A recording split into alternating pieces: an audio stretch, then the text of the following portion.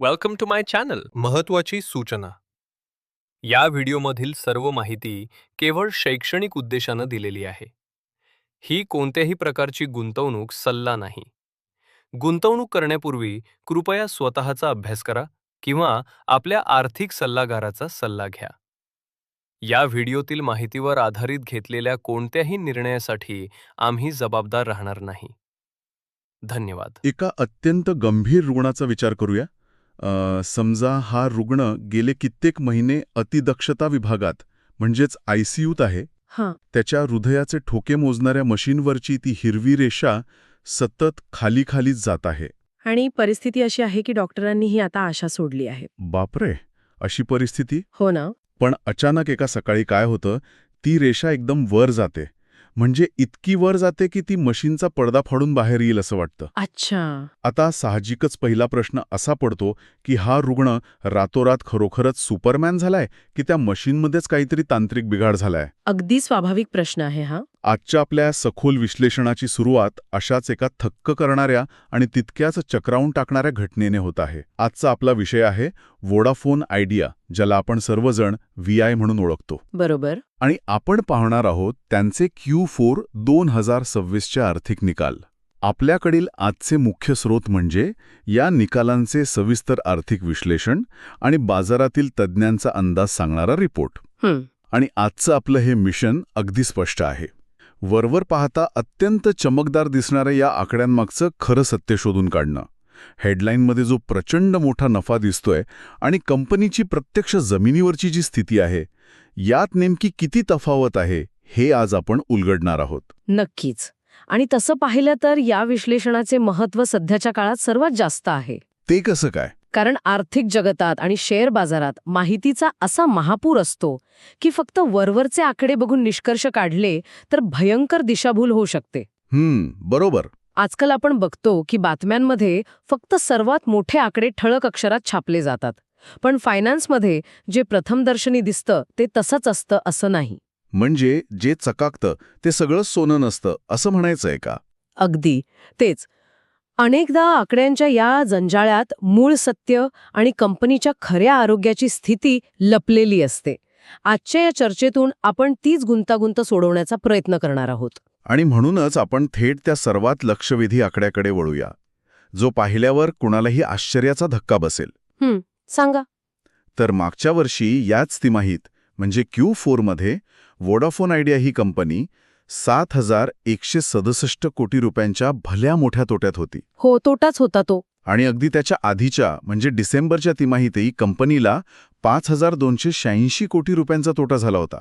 पण आता काय? या ताज्या Q4 2026च्या निकालात कंपनीने अचानक 51,970 कोटी रुपयांचा प्रचंड नफा म्हणजेच नेट प्रॉफिट नोंदवला आहे. बापरे, 51,000 कोटी. होय, आणि नुसता नफाच नाही तर त्यांचा EPS म्हणजेच अर्निंग पर शेअर, जो आधी -1 होता तो थेट 4.80 वर गेला आहे. म्हणजे वाढ खूपच मोठी आहे. ही वाढ तब्बल 580% आहे. इथेच थांबून या आकड्याच्या मुळाशी जाणं गरजेचं आहे.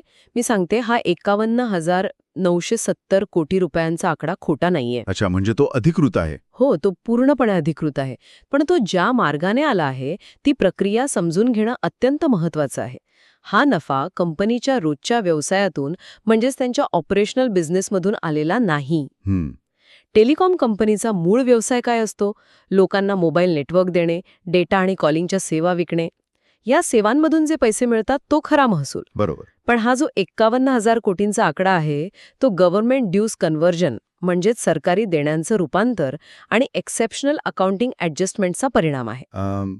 हे गव्हर्नमेंट ड्यूज कन्व्हर्जन आणि अकाउंटिंग ॲडजस्टमेंट नक्की कसं काम करतं?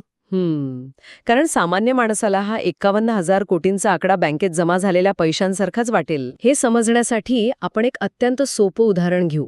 समजा एखाद्या व्यक्तीवर बँकेचे 10 लाख रुपयांचे कर्ज आहे. ठीक आहे. तो व्यक्ती ते कर्ज फेडू शकत नाहीये, त्याचे व्याज वाढत चालले आहे.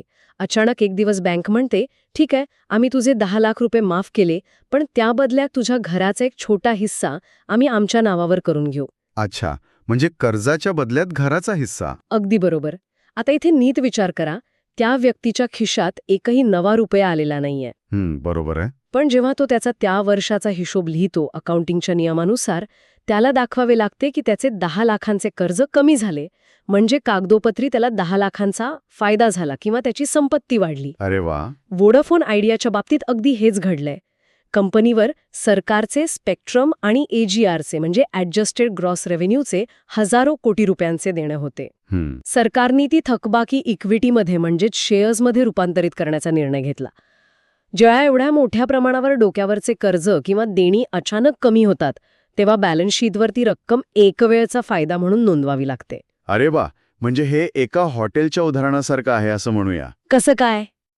समजा एक रेस्टॉरंट चालत नाहीये, तिथे गिराहिक येत नाहीत आणि रोजचा कामगारांचा पगारही निघत नाहीये. पण अचानक पेपरमध्ये बातमी येते की त्या रेस्टॉरंटला एका वर्षात 50 कोटींचा नफा झालाय. अच्छा. आज जाऊन पाहिल्यावर कळतं की हा नफा पावभाजी किंवा जेवण विकून आलेला नाही, तर ज्या जागेवर ते रेस्टॉरंट आहे त्या मालकाने मागच्या 10 वर्षांचं थकलेलं भाडं अचानक माफ केलंय. बरोबर. मालकाने भाडं माफ केलं म्हणून कागदावर रेस्टॉरंट नफ्यात आलं, पण त्यांचे जेवण विकण्याचा जो मूळ व्यवसाय आहे तो अजूनही डबघाईलाच आहे. अतिशय अचूक तुलना आहे ही. रेस्टॉरंटचा गल्ला वाढलेला नाहीये, फक्त मागची देणी माफ झाल्याने कागदावर नफा दिसतोय. आणि म्हणूनच आर्थिक परिभाषेत याला वन टाइम एक्सेप्शनल आयटम म्हणजे एकदाच घडलेली घटना म्हणतात. हा पैशांचा असा ओघ नाही जो कंपनीच्या बँक खात्यात कॅश स्वरूपात जमा झाला आहे. पण मग इथे एक साहजिक प्रश्न निर्माण होतो माझा. कोणता? जर हा नफा खरा नाही किंवा रोजच्या व्यवसायातून आलेला नाही, तर मग आकडेवारीचा हा खेळ गुंतवणूकदारांची एक प्रकारची दिशाभूल करत आले का? दिशाभूल म्हणता येणार नाही याला. कारण दुसऱ्या दिवशी बातम्यांच्या हेडलाईन्सवर VIला विक्रमी नफा अशाच छापून येणार ना? हो, ते तर आहेच. पण याला जाणीवपूर्वक केलेली दिशाभूल किंवा फसवणूक म्हणता येणार नाही. कारण काय असतं, गॅप म्हणजे जनरली एक्सेप्टेड अकाउंटिंग प्रिन्सिपल्स आणि IND AS सारख्या कडक अकाउंटिंग नियमानुसार अशा नोंदी करणं कंपनीला बंधनकारक असते. अच्छा, म्हणजे तो नियमच आहे. हो, त्यांना तो आकडा तिथे दाखवावाच लागतो. पण म्हणूनच गुंतवणूकदार आणि विश्लेषक म्हणून आपली जबाबदारी वाढते. बरोबर. जर हा 51,970 कोटींचा आकडा एक वन टाइम इव्हेंट असेल, तर मग कंपनीच्या मूळ व्यवसायाचं नेमकं काय चाललंय?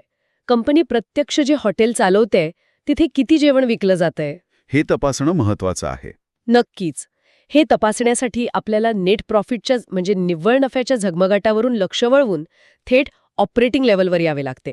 इथेच EBITDA आणि महसुलाचे आकडे महत्वाचे ठरतात.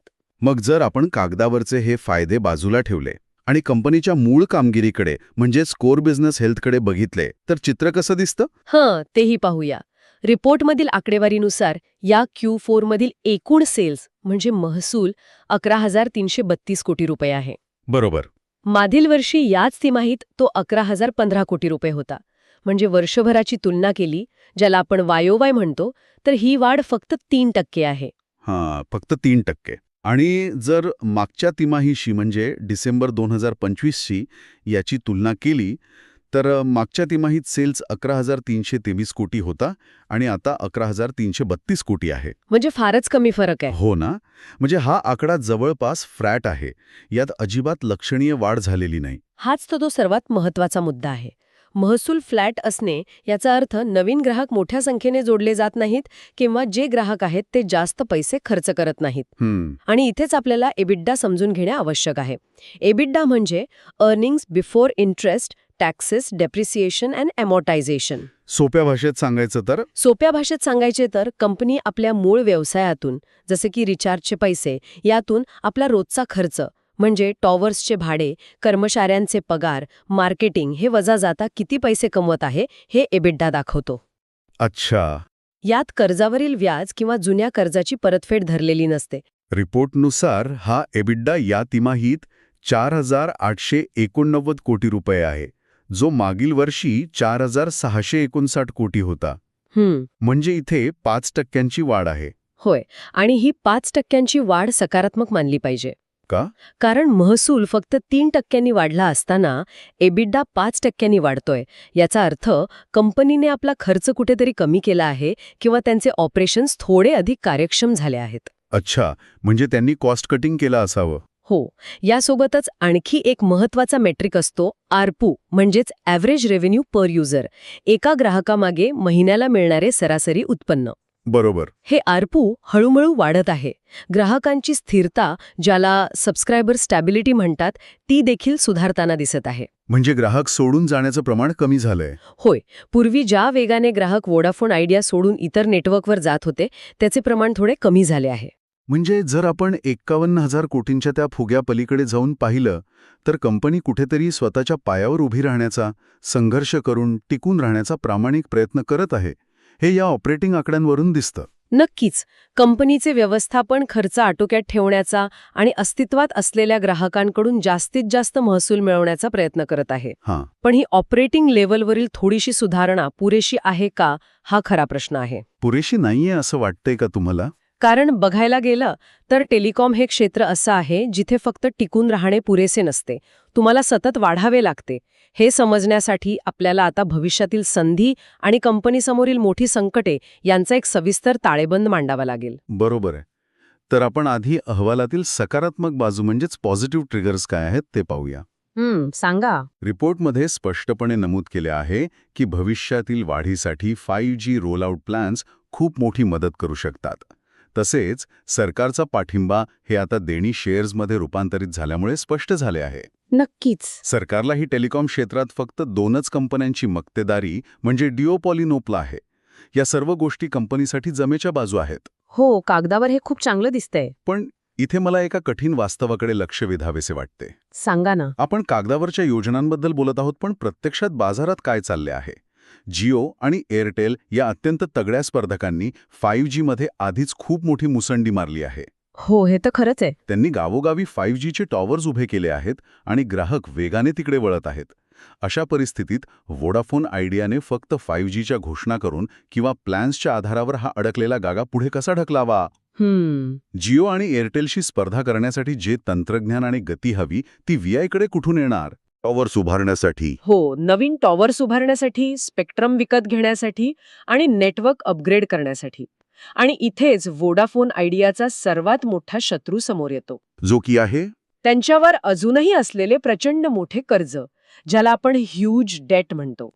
म्हणजे मगाशी आपण जे भाडं माफ झालेल्या रेस्टॉरंटचं उदाहरण पाहिलं, त्या रेस्टॉरंटला आता नवीन AC लावायचे आहेत, नवीन फर्निचर घ्यायचंय, पण त्यांच्याकडे पैसेच नाहीत. अगदी तसंच.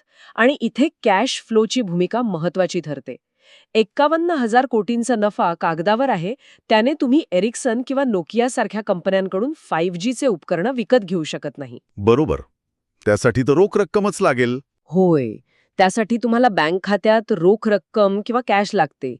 कंपनीच्या डोक्यावर कर्जाचा डोंगर इतका मोठा आहे की ऑपरेटिंग लेव्हलवर ते जे काही थोडे थोडे पैसे कमवतात, म्हणजे त्यांचा एबिडा, त्याचा बहुतांश हिस्सा जुन्या कर्जाचे व्याज भरण्यातच निघून जातो. त्यामुळे नवीन तंत्रज्ञानात गुंतवणूक करण्यासाठी त्यांच्या हातात खेळता पैसा उरत नाही. अरे बापरे. आणि ही एक प्रकारची डेथ स्पायरल किंवा दुष्टचक्र असू शकते. कसं काय? कारण जर तुम्ही 5G मध्ये गुंतवणूक केली नाही तर तुमचे जे प्रीमियम ग्राहक आहेत, जे जास्त पैशांचे रिचार्ज करतात आणि ज्यांना हाय स्पीड इंटरनेट हवंय, ते साहजिकच जिओ किंवा एअरटेलकडे जाणार. बरोबर. प्रीमियम ग्राहक गेले की तुमचा आरपू म्हणजे सरासरी उत्पन्न कमी होणार. उत्पन्न कमी झाले की परत कॅश फ्लो कमी होणार आणि मग कर्जाचे हप्ते भरणे आणखीन कठीण होणार. हा जो टर्न अराउंड आहे, जे आकडे थोडे सुधारताना दिसत आहेत, ते खरोखरच शाश्वत आहेत की हा फक्त तात्पुरता दिलासा आहे, हे पाहणे उत्सुक्याचे ठरणार आहे. कर्जामुळे हात बांधलेले असताना 5Gची शर्यत जिंकणे हे कोणत्याही कंपनीसाठी अत्यंत कठीण काम आहे. जर परिस्थिती इतकी गुंतागुंतीची आणि आव्हानात्मक आहे, तर आता कंपनी चालवणारे लोक म्हणजेच मॅनेजमेंट आणि दुसरीकडे शेअर बाजार या संपूर्ण निकालाकडे कसे पाहत आहेत हे समजून घेणं रंजक ठरेल. नक्कीच. मॅनेजमेंटच्या कॉमेंट्रीनुसार त्यांनी स्पष्ट केले आहे की त्यांचा सध्याचा पूर्ण फोकस हा नेटवर्क एक्सपॅन्शन आणि कस्टमर एक्सपिरियन्स सुधारण्यावर आहे. पण सर्वात महत्त्वाचे म्हणजे त्यांनी हे मान्य केले आहे की या तीव्र स्पर्धेत टिकून राहण्यासाठी फंड उभारणी म्हणजे फंड रेझिंग अत्यंत तातडीची आणि महत्त्वाची आहे. मॅनेजमेंटलाही या दुष्टचक्राची पूर्ण कल्पना आहे. जोपर्यंत बाहेरून हजारो कोटी रुपयांचे नवीन भांडवल म्हणजे इक्विटी किंवा नवीन कर्ज कंपनीत येत नाही, तोपर्यंत ते 5Gचे जाळे वेगाने विणू शकणार नाहीत. आणि इथे आपल्याला शेअर बाजाराच्या दृष्टिकोनाकडे दोन वेगवेगळ्या कोनातून पाहावे लागेल. एक म्हणजे शॉर्ट टर्म आणि दुसरा लाँग टर्म. शॉर्ट टर्म म्हणजे अगदी निकाल लागल्यानंतरच्या काही दिवसांत किंवा आठवड्यात काय होऊ शकतं? शॉर्ट टर्ममध्ये हा 51,970 कोटी रुपयांचा हेडलाईन प्रॉफिटचा आकडा एवढा मोठा आहे की बाजारात अचानक एक सकारात्मक भावना, ज्याला पॉझिटिव्ह सेंटिमेंट म्हणतात, ती निर्माण होऊ शकते. अच्छा. अनेक रिटेल गुंतवणूकदार जे फक्त बातम्यांच्या हेडलाईन्स बघून ट्रेडिंग करतात, ते हा स्टॉक खरेदी करण्यासाठी धावू शकतात. यामुळे स्टॉकमध्ये प्रचंड अस्थिरता पाहायला मिळू शकते. म्हणजे स्टॉकच्या किमतीत अचानक मोठी उसळी येऊ शकते. होय. म्हणजे ज्या शेअरकडे कालपर्यंत अनेक जण साशंकतेने पाहत होते, तो केवळ एका मोठ्या कागदोपत्री आकड्यामुळे बाजारात एकदम हॉट प्रॉपर्टी बनू शकतो. हो, अशी शक्यता अजिबात नाकारता येत नाही. पण जे जाणकार आणि लाँग टर्म गुंतवणूकदार आहेत, ते या आकड्यांच्या भुलभुलैयाला बळी पडत नाहीत. ते 51,000 कोटींकडे दुर्लक्ष करून त्या 3% महसूल वाढीकडे लक्ष देतील. लाँग टर्मचा विचार केल्यास बाजाराला कंपनीकडून 4 ठोस गोष्टींची अपेक्षा आहे. कोणत्या आहेत त्या 4 गोष्टी? पहिली आणि सर्वात महत्त्वाची गोष्ट म्हणजे फंड रेझिंग खऱ्या अर्थाने होते की नाही. फक्त घोषणा नको, तर प्रत्यक्षात बँकेत पैसे कधी जमा होतात हे पाहिलं जाईल. बरोबर. आणि दुसरं म्हणजे नवीन ग्राहकांची जोडणी. तिसरं 5Gची प्रत्यक्ष अंमलबजावणी किती वेगाने होते. आणि चौथा म्हणजे मूळ कर्जाचा डोंगर कधी आणि कसा कमी होतो. जोपर्यंत या 4 आघाड्यांवर प्रत्यक्ष जमिनीवर प्रगती दिसत नाही, तोपर्यंत बाजाराच्या दृष्टीने ही गुंतवणूक हाय रिस्क कॅटेगरीमध्येच मोडते. हा ॲव्हरेज टू स्लाइटली पॉझिटिव्ह असाच म्हणावा लागेल. बरोबर आहे. रिपोर्ट केलेला 51,000चा नफा खूप मोठा आणि डोळे दिपवणारा नक्कीच आहे. तो कंपनीला एक मोठा बफर देतो.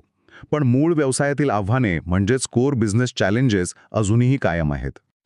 सातत्यपूर्ण महसूल वाढीशिवाय आणि वेगाने तंत्रज्ञान अपग्रेड केल्याशिवाय या अत्यंत तीव्र स्पर्धेच्या बाजारात कंपनीचा दीर्घकाळ टिकाव लागणे कठीण आहे. अगदी बरोबर. आणि तसं पाहिलं तर या संपूर्ण प्रकरणातून आपल्या सर्वांसाठी एक अत्यंत महत्त्वाचा धडा मिळतो.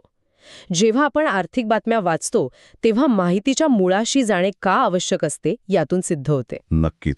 फक्त मोठे आकडे, चमकदार हेडलाईन्स आणि वरवरच्या माहितीवर विसंबून राहिलो तर वास्तवाचे आकलन कधीच होत नाही. कोणताही निर्णय घेण्यापूर्वी ताळेबंदातील बारकावे, कंपनीचा कॅश फ्लो आणि मूळ व्यवसायाची गती तपासणे अनिवार्य असते. अगदी 100% खरं आहे. आणि म्हणूनच अशा गुंतागुंतीच्या आकड्यांना सोप्या भाषेत डिकोड करणे हेच तर आपलं काम आहे. होय.